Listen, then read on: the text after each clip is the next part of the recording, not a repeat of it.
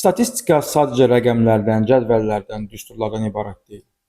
Statistikanın əsas məqsədi verilən məlumatları mənalı informasiyaya çevirmək və doğru qərar qəbul etməyə kömək etməkdir.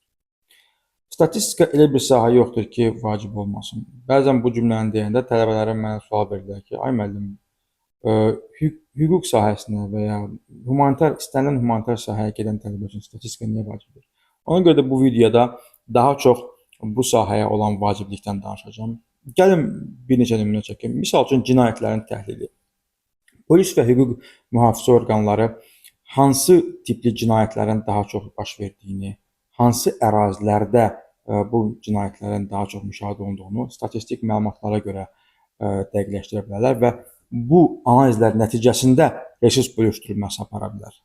Və ya yol təhlükəsizliyindən danışım. Misal üçün, statistikaya görə əgər bir yolda, spesifik bir ərazidə baş verən qəzalar digər yollarda olan qəzalara nisbətən daha çoxdursa, artıq bu statistik nəticələr göstərir ki, hansı səbəb bu qəzalara səbəb olur və bu səbəbi aradan qaldırmaq üçün müvafiq addımlar atıla bilər. Burada işıqforların quraşdırılması ola bilər, burada müəyyən infrastrukturun yaradılması ola bilər və ya sürət həddinin azaldılması ola bilər və s.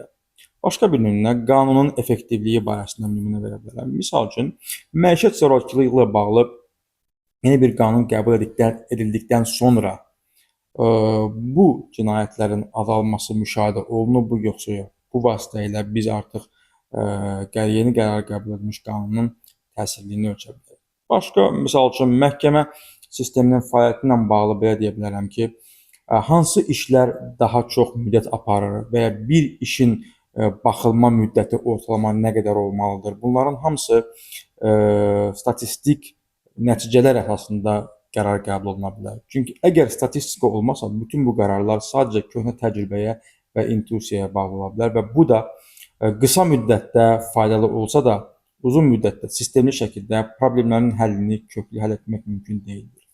Bundan başqa hansı sahələrdə maraqlı ola bilər? Tibb sahəsi, istənilən bir dərmanın spesifik bir xəstəliyə olan təsirini statistik analiz nəticəsində görə bilərik.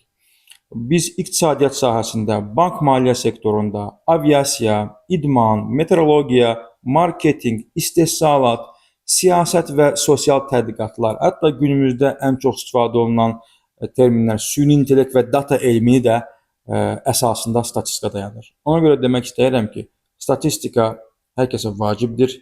Sizin gündəlik həyatınızda belə istifadə edəcəyiniz bir mövzudur. Əgər statistikanın təsirini başqa hansı sahələrdə dəqiqləşmək istəyirsinizsə, kommentlərdə bildirin.